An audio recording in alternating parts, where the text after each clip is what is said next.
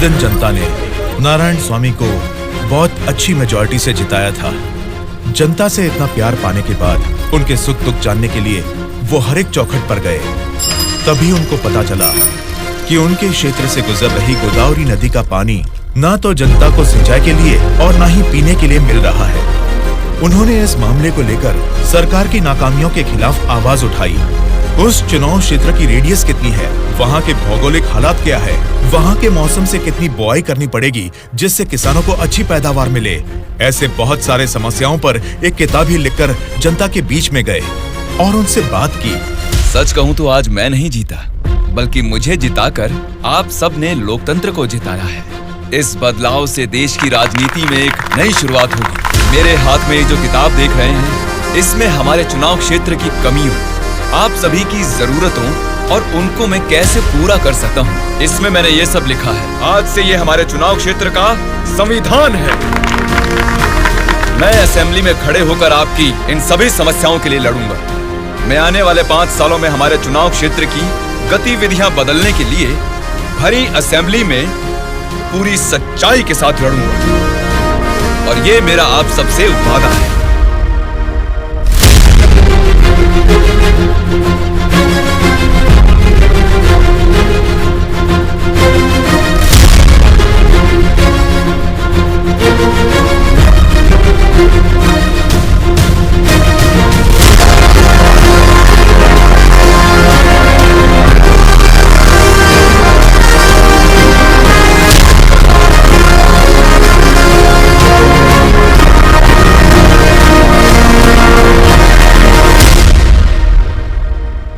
Speaker महोदय, ये हमारे चुनाव क्षेत्र की समस्याओं की किताब है। अगर मुझे थोड़ा सा समय मिल जाए तो मैं उन सभी समस्याओं से आपको रूबरू कराना चाहूंगा।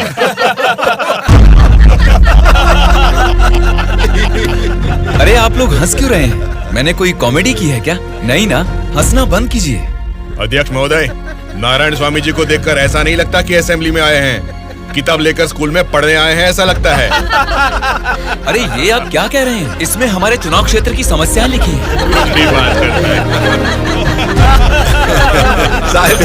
स्पीकर महोदय ने साइलेंस बोला, फिर भी हंस रहे हैं। चुप हो जाइए।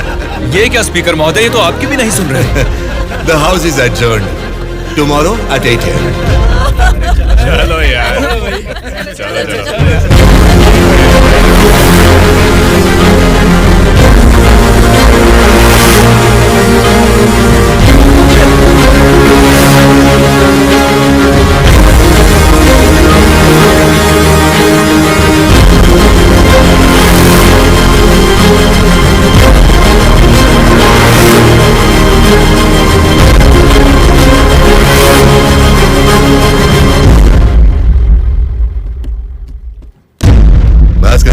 आज का अधिवेशन आपसे शुरू करते हैं। अध्यक्ष महोदय, पिछले सरकार की भ्रष्टाचार की वजह से पूरे राज्य का सर्वनाश हो गया है सर।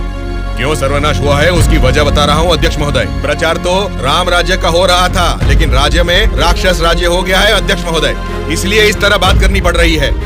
ये क्या बोल रहे हो तुम? हमारी सरकार को राक्षस की सरकार बोल रहे हो? मुंह पे जुबान है तो क्या कुछ भी बोलोगे भास्कर रेड्डी? आगे के 5 साल तुम सत्ता में कैसे रहोगे ये मैं भी देखूंगा। तुम क्या देखोगे? मुंह बंद करके बैठो, नहीं तो बैठ जाएंगे। क्या कर लोगे तुम? मैं क्या करूंगा? हमारी मेजोरिटी कितनी है पता है ना? 100 लोग हैं। अगर हम चाहेंगे तो तुम में से एक भी असेंबली को छोड़कर नहीं जा सकता। हाँ, कुरुक्षेत्र में कौरव भी 100 ही थे, याद है ना? लेकिन अंत में क्या हश्र हुआ उनका? हमने भी हाथ में चूड़ियां नहीं पहन रखी। बहुत बोल चुके हो तुम, अब बैठ जाओ। तुम कौन होते हो हमें बिठाने वाले? तेरे सामने ही बोल रहा हूँ, अगर हमें गुस्सा आ गया ना तो असेंबली छोड़ के कोई भी बाहर नहीं जा पाएगा, कह रहा हूँ। क्या कह रहे हो? नहीं जा पाएंगे मतलब मारोगे हमें? दम है तो आ जाना, देखते हैं। ये क्या रे, हम लोग कुछ बोलते नहीं इसलिए सर पे चढ़ गए।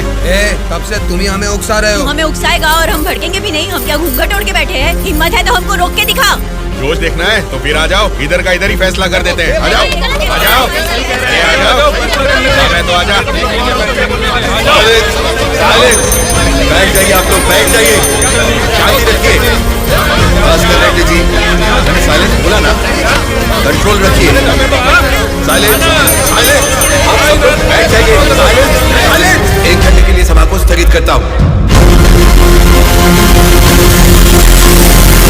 भद्राचलम चुनाव क्षेत्र के एमएलए नारायण जी को मैं बात करने के लिए अनुमति देता हूँ।